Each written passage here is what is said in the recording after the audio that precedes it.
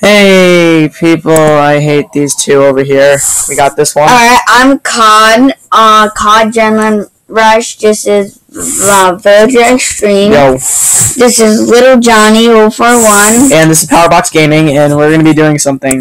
Their idea. If you're wondering what Powerbox Gaming is, I guess this is the idea of all of us combined. We're doing username 666. Yeah, we're going to see if it actually works. And even though we've seen it. And if you call us retards, then so be it. I don't care. So, are we just supposed to, like, refresh a million times? I can't refresh more than once. Oh, let's just keep refreshing. Wait, weren't we supposed to click on a video and do it? We'll just keep refreshing. I hope. I really am confused. This is gonna be good. It was her idea, his idea, Sam's idea. And it's probably not gonna work. If it were, because my Chromebook sucks. I'm using an Acer Chromebook. Buy yours today. No.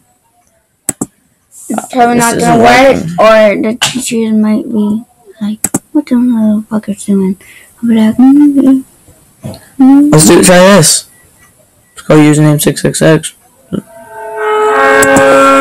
Nope, don't want to watch this.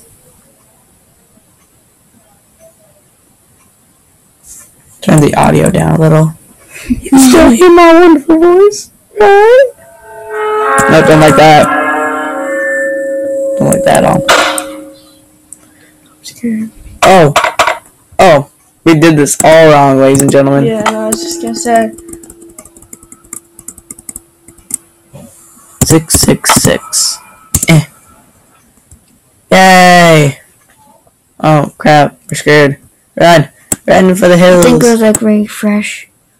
Turn you to the severe violations of our community guidelines. I think it's working. Dude, I don't think you could do it because the No, it's working. It is? This is supposed to happen. It said in the video because it says that it was like suspended or terminated. No, but look. Guidelines, which means it was suspended or terminated, which means if we keep reloading it, it's gonna do all this stuff. Isn't it because this is like the school, so like they could the school didn't know about 666. Unless people. Because our teachers are like so back in time. I was just gonna say, what if like one of your teachers are watching this right now? My teachers never really check on our Chromebooks. No. Especially not on weekends. I was watching this thing that kept saying fuck. Yes. I'm just like, how I bet I'm not gonna get in trouble the next day. And then poof. And then it's been like a month. Dante almost lost his Chromebook. He got really in bad trouble because he was watching a video and it was related to bear porn. It was like teddy bears. It was really weird. Yeah. Okay, this is bullcrap. Hold on, let's look up username 666. If you want to see something messed up, type in finance at Freddy's XXX. And it's really messed up shit. Whoa! I'm not. Let's just watch this quickly. In this video, I'm just gonna be like that kid in the background, just like. Even though this was your idea. Faces, like. So 66, and then what do we click on? I think that's supposed to be like a go. And then we hit refresh. 2, 3, 4, 5, 6, 7, 8, 9, 10, 11, 12, 13. Okay, so by the 13th time, crap happens. Okay, so youtube.com/666. Don't worry, I know what to do now. We just refreshed the same page like a million times. So 1. No, it was 15. This thing loads so slowly. Yeah, but it doesn't have to have like a video right here, then it. We'll try it anyway. 3. Sorry, my computer is so slow. I'm so sorry, guys, if you have to watch this. Someone's phone. The phone's vibrating. The phone. Go get it right now. Hey, babe. Tag phone caller now. 666 666. Say it too much and it sounds like 666 666 666. I lost count where we are. Like 5, 7. You know what? We'll just react to it. Because. How would you like tonight? Are you guys okay? Oh my god! Oh yeah, I'm so okay. I'm like, this pizza, they're like amazing. So I need them. We got horror. Did you guys like have a couple of drinks? We're gonna have a couple of like scares here and there, but don't worry. Okay. We'll just react to it. I know. We're gonna scare the crap out of it. You know, you can't think call because you're under bed. It's her phone call. It's her phone call. Don't listen. Good. Back up a few feet. Okay. Alright. So I guess me and Cod will just review it. We're doing the video like 666 or whatever. Those down. Jesus. No, I'm kidding. Alright. Okay, bye, babe. Bye, babe. So who is that? My babe. What is that? You don't know what a bae is? Nope. There's something wrong with you, dude. Your bae is Tasha. Your bae is Tasha. Well, Cameron's my bae. I'm not dating him. He's just my bae. He has weird hair and he walks like a girl. No He walks offense. like that. No, I'm just saying. He walks so weird. I expect. Well, he walks why this only works on Windows. This only works. He walks like this. Yeah. This only works on Windows. That's the problem. I need a Windows. I have Windows 7. No, Windows 6. this is like a Windows 5.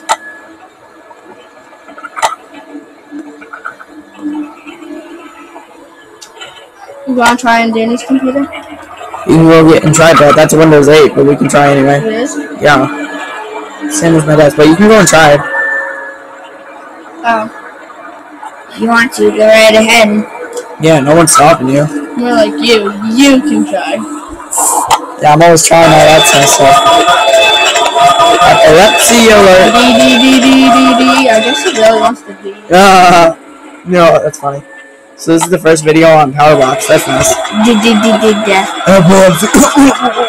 No, I'm sorry. I should not be doing that. That's very Yeah, sad. that's not funny. That's not funny at all. I'm so sorry.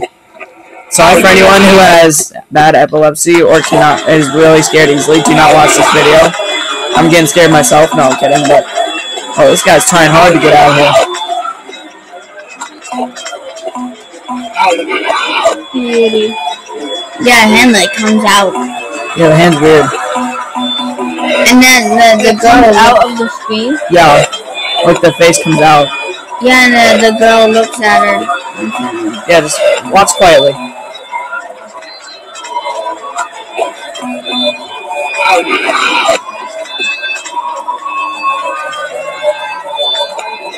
Look, the hand's gonna like come out. So that's that ant thing. Not squashing it. Yeah, look, it's gonna come out in a second. What is that? In Japanese. Look, see? It's like a baby thing. It pokes it, gets its hand out. Like he's trying to turn the computer off, and when it doesn't work. Look what happens. See the music getting bigger.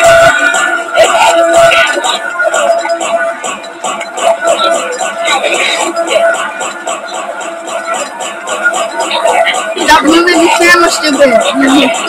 No, it moves longer than clicking. Huh? It moves longer than clicking. See?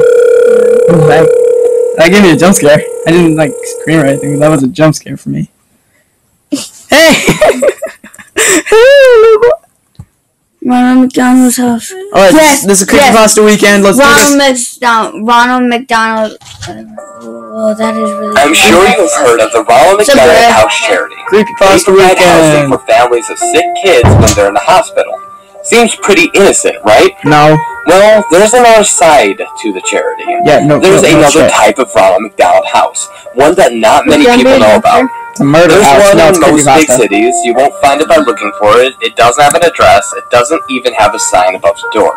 And most of all, it also doesn't have windows. No, the only way you can find it is if you're taken there. That's how I found it. I never met my real parents. I've been in and out of foster families and group homes here in Detroit since I was a kid. I'm 15 now, and I'm what they refer to as a bad kid. Always causing trouble, always getting thrown out of the place with another unsuspecting do-gooder who thinks they can help me. But I always prove them wrong. Sounds like he's my caseworker has sat across a black metal table looking wary and frazzled. On the table between us was a thick, letter-sized brown envelope. My case file. Well, your reputation has preceded you, she said, and now you only have two options. Military school in Lansing, or the Ronald McDonald house, which has miraculously cured you for acceptance. I don't have the patience for drill sergeants at 5 a.m. And how bad could a halfway house named after a fast food clown possibly be? Ronald McDonald house it was. Dark clouds loomed above me that day. I climbed into the back of my caseworker's town car, my few belongings in my backpack, and clothes on my back. That's all I could take. One of the few belongings I had was a photo album filled with pictures of the foster families I had been with. It was nice to remember some of them, even though I really fucked it each time. I've had a few cases at the Ronald McDonald house, the caseworker said from the front seat. Things went so well for those kids I never had to transfer them anywhere else. In fact, the house took over their case files and everything. We drove into downtown Detroit, past all the familiar landmarks. I had been thrown out of a foster home just outside of this town because I snuck into downtown Detroit with some neighbor kids to sneak into a dive bar. Good times. Well, here we are. The car came to a stop. I looked out the window. We parked in front of a tall, gray, windowless building, sandwiched between two other industrial buildings down the narrow city street. You said you wouldn't be able to find it, you just explained where it was. In downtown Detroit. But guess where I'm going this one. Not even a sign. Are you sure? I asked, hesitating as I opened the car door and climbed out of the back seat. I slung my backpack over my shoulder, clinging tightly to the strap, and followed the caseworker up to the windowless metal doors. She pressed the buzzer and spoke to someone inside, and the doors clicked open, and we walked in. As soon as the metal doors closed behind us, I noticed a pin-drop silence. It was the sort of silence that's just so oppressive and empty. It almost defeats you. Across the dimly lit lobby, there was a glass window with someone inside. A secretary. She was turned away, typing something intently. We walked over to the window. The caseworker rang the bell on the counter, and the secretary spun around in her chair. Her face was painted like a clown, like Ronald McDonald, in fact. She even had the sort of curly red hair. Otherwise, she wore a typical white nurse dress. I wanted to laugh at how bizarre this was, but I couldn't. It chills up down my spine. Something just wasn't right. I watched as the nurse and the caseworker interacted. The papers were passed through the window. The caseworker passed my case files under the glass as the nurse slid some papers for her to sign. As my caseworker signed the papers, the nurse looked at me. Her smile should have been warm and welcoming, but all I saw in her eyes was anger. The nurse asked, her voice muffled slightly by the glass.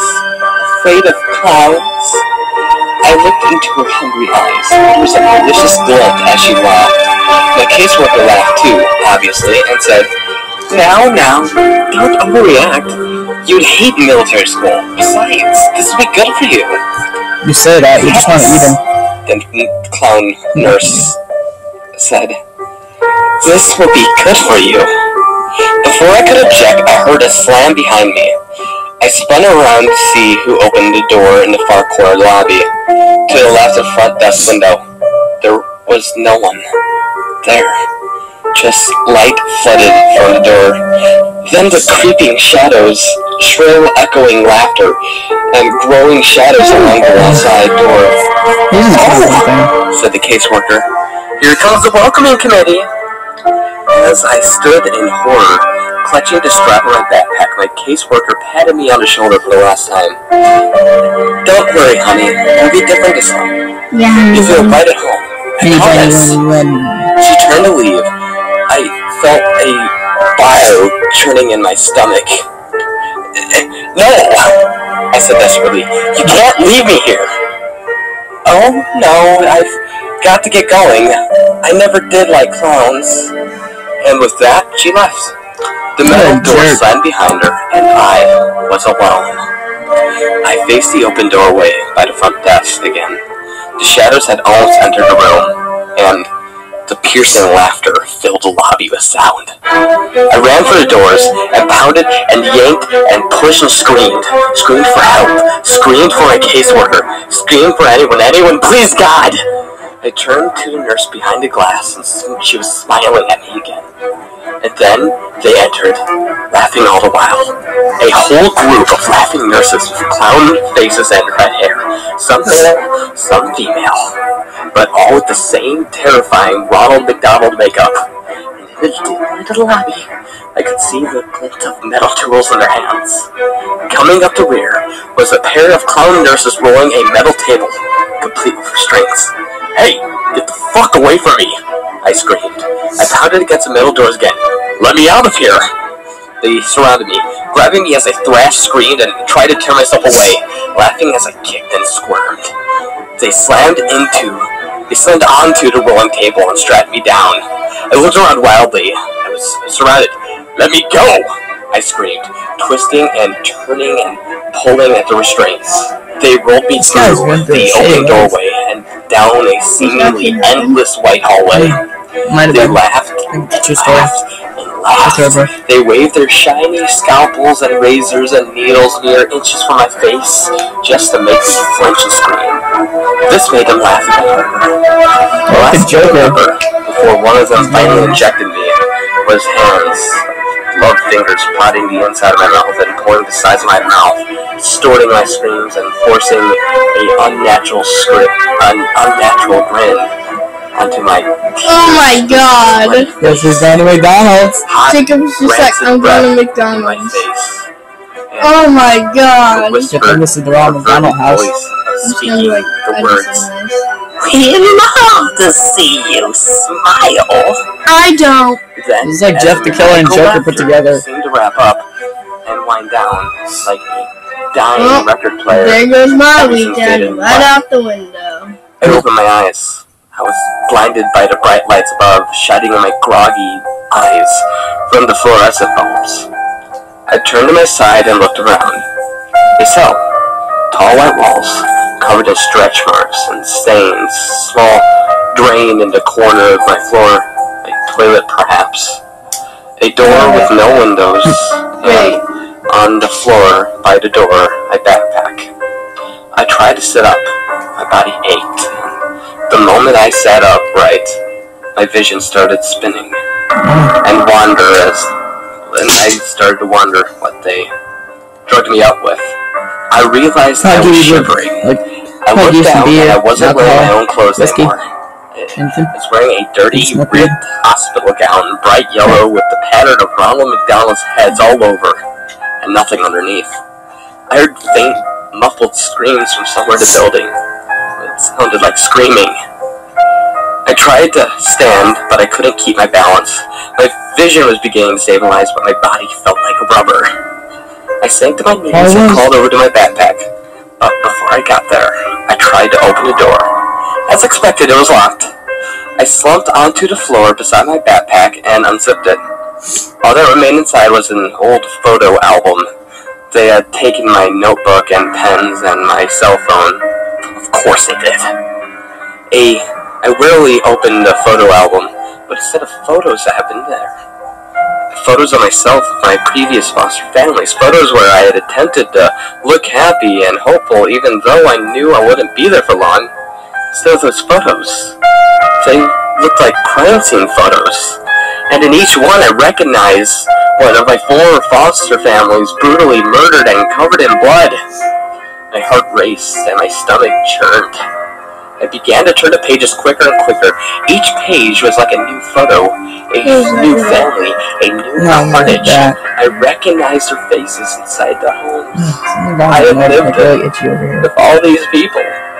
Now that I guys. came to the last few pages. We're still recording. Of a house at night. Then a window of that house. Then inside the house, a dark hallway, light coming in from the doorway. Then the photo of my caseworker brushing her teeth at her bathroom mirror. Then a photo of her looking at the camera in horror. Then a photo of the caseworker naked, covered in her own blood, and contorted in a unnatural position in the bathtub. I turned to the last page, written inside the photo album with 3 words. You never existed. I felt bile rising in my stomach. I threw the book on the ground and crawled over to the hole in the floor and vomited. They were right. Having killed everyone who ever knew me, it was as though I never existed. I heard more faint screaming in the distance. I knew I had to get out. I wiped the vomit off my face with my hospital gown and crawled back over to my backpack. Hopefully they hadn't found my secret weapon. I unzipped the front pocket and reached down into the very bottom, my fingers scraping the fabric. Sure enough, they were there, flush with what the seams of the bag, nearly undetectable. The pins I had used for picking locks. I told you I was a bad kid. I leaned against the door and listened. I could hear footsteps approaching, but as soon as they had come, they faded in the other direction. I knew I had to work fast. I jiggled the handle with one hand and picked the lock with the other. It was surprisingly simple. Holding the handle, I slowly pulled myself to my feet. I could maintain my balance now. I pulled the door open to just a crack. A clown nurse just darted past. My heart almost stopped, but the footsteps didn't slow or change, but soon faded. He didn't notice me. I poked my head out the door. Seemingly endless hallways in either direction. The distant screams were louder now, coming from all around. Taking a deep breath, I stepped into the hallway and closed the door behind me. I decided to go to the right, passing the doors identical to the one that I had been. I heard screams and sobbing from behind and everyone around me. I stopped for one moment and at the door. I heard the crying of a child inside. Yeah. I jiggled the handle to see if I could get out. Crying. Locked. Damn it. I kept moving, looking behind me every few seconds to make sure no nurses had come into the hallway. Then I passed double doors and stopped for a moment. The word Play Palace was written in letters across the width of both doors. I heard more screaming coming from within. Screams of multiple people and laughter. Wow, this video is wicked long. With the video we made. Nurse. I shut They're making like half an hour. to find out what the torture was. But the torture was happening inside. This But is I like had to keep Creepypasta moving. Saturdays, I along saw with the door Q&A ahead of me with Saturdays. a symbol, and I headed for it. As I opened the door, I glanced behind me and saw 2 clown nurses emerging from the Play Palace room. Their white nurse outfits were covered in streaks of blood.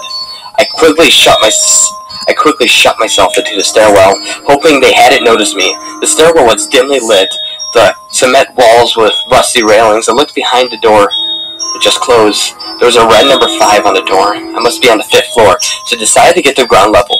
Each footstep echoed as I descended the stairs. I couldn't hear the screaming anymore, just a low, deep humming sound like pipes and walls. It welcomed respite. I finally came to the door number 1. The staircase seemed to descend to a few floors lower, but I stopped here, slowly peeked through the door. More white hallways. No clown nurses to be seen so far. So good. I stepped through the door and walked into the hallway. I noticed I couldn't hear any screaming on this floor, just the buzz of the fluorescent tube lights above. I came to the end of the hallway and another set of double doors. A large red cross, the kind you see on a lifeguard stand or a first aid kit, was painted across the width of the doors.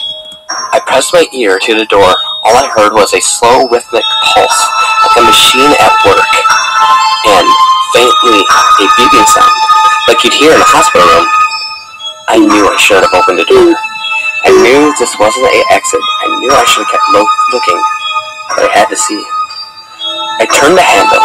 It wasn't locked, but it peeked inside. It was a nervous, carnivorous white room. Fluorescent lights flickered and buzzed. I saw wires hanging all around and hanging from the ceiling in rows. Kids in hospital gowns like mine, attached to white wooden crosses affixed to the ceiling, literally crucified. They were silent. Their heads were drooping forward. Their eyes were either closed or staring at nothing. Some seemed to twitch, but still, most were still. Their crosses swung back and forth very slightly. And the hanging wires? They were wires. They were intervenereal tubes attached to kids' wrists, tubes sucking out their blood. I almost vomited again right then and there. Hey, tell us that picture. The very center of the room, amidst the rows of hanging crosses, I couldn't see where the rhythmic pulses sound came from. A huge cylinder which seemed to be collecting the blood from, and all the tangled tubes that dangle for the kids' wrists. I opened my mouth to scream, but a crowd in anger. All I could say was, "What the fuck?" That's when the alarms began to sound. A loud piercing like police sirens. They must have all had realized I'd been missing. I shut the doors and frantically glanced around the hallway to see if anyone was coming. No signs yet. I ran for the stairwell. As soon as I entered the stairwell, I heard laughing from above and echoing and reverberating throughout the entire stairwell. The clown nurses were coming. I stammered down the stairs as fast as I could. I must have gone down another 3 stories before I reached the basement. I found myself running through a dark sewer-like hallway with small light bulbs overhead every 10 yards or so. Just have more just giving up. Flesh became more pungent as I ran. The laughter continued behind me. I managed to glance behind me to see a group of them running after me. I saw them come into the light and they become silhouettes again. Their smiling faces and gleaming knives and needles pushing my adrenaline to max. I ran past the alcoves full of stocked, rotting corpses, but I couldn't stop. I couldn't think of anything but escape. Yeah, I turned the corner and found myself facing a metal rungs of the ladder in the wall. I climbed until my head smacked the ceiling. Below me, the shadows and the laughter grew closer. Their footsteps slowed. They were close and they knew it. I pushed the ceiling above me, heaving forward and panting and screaming. The clowns were below me, laughing and waving their scalpels. Something cut my leg and I screamed and pushed one last time. The ceiling gave way to a manhole cover slammed on the asphalt above, a circular opening. I climbed out and practically pushed the manhole cover back over the hole, blocking out the laughter of the clown nurses below. I lay there, on top of the manhole cover for a few minutes to catch my breath. Rain fell on my skin as the turbulent night sky was a welcome sight. I looked around the abandoned buildings, broken glass, no lights, no cars, no signs of any life at all. A police siren somewhere in the distance, and silence. An urban ghost town. I climbed to my feet, and a pain shot through my leg. I looked down and they cut my ankle where the clown nurse had slashed me. Bastards! Limping the best I could, I started to walk. "Hello?" I called out. The only answer I got was a distant roll of thunder. "Somebody help me, please!" My foot fell on something soft and mushy. I looked down. A newspaper. It peeled off the west asphalt. Most of the ink had been faded, but I was able to make out the date. July 13th, 1992. I dropped it. An icy feeling filled my stomach. I kept walking. Can anyone hear me?" I screamed. "Please, anyone, please." My words faded into delirious sobs. I stood still for a moment. The rain had soaked through my hospital gown, and I shivered as the wind blew. Then I saw a light in the distance. It was a big yellow M in the sky. A McDonald's, of course. I limped to it. Then I came to the McDonald's. I saw the part of the M, and the rest of the building was completely dark. I walked continuously forward to the broken windows, locked in the darkness. This is not the McDonald's this time. I surveyed the Play Palace outdoor playground. 10-foot-tall structures of colored tubes for kids to crawl through. Sitting in one of the benches, a familiar figure, the Ronald McDonald statue. You know the one where you can sit beside, and he's got his arm around your shoulders. Every kid's seen it. I shuddered at the sight. The doors were unlocked and I walked in. Out of the rain. Silence. Darkness. I noticed that the core wasn't like the modern McDonald's you see. It was still the same as it was in the 80s, with the plastic booths with the red, yellow tiles. The wind seemed to whisper through the broken windows. I noticed something in the front counter. A black rectangle. I got closer to it. It was a laptop. A nearly new laptop. I let out a soft, delirious laugh. I knew what I was supposed to do. So I took the laptop outside and sat beside the Ronald statue. I opened the laptop and began to type the story. The rain falling on the keys, but I didn't care. There's nothing left to do now, but wait. Because I've been noticing out of the corner of my eye, Ronald's been trying to look over my shoulder. He's laughing now. All I can do is join him.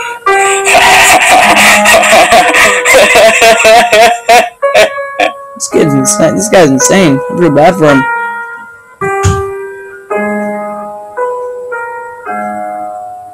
What do you guys think of that? Give it a rating. I give it a 6 out of 10. What do you give it? The fuck is that? What do you give the rating? Me?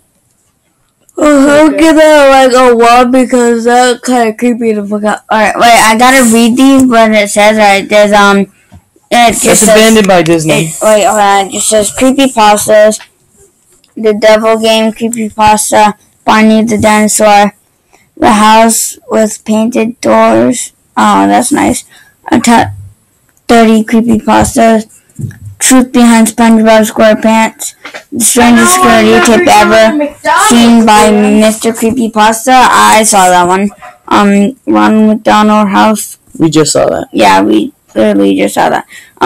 Warning by TBATR Feet Creepypasta, 1999 Creepypasta, The Sandman. You don't have to say Creepypasta. You gotta say Creepypasta. Whatever. The Showers.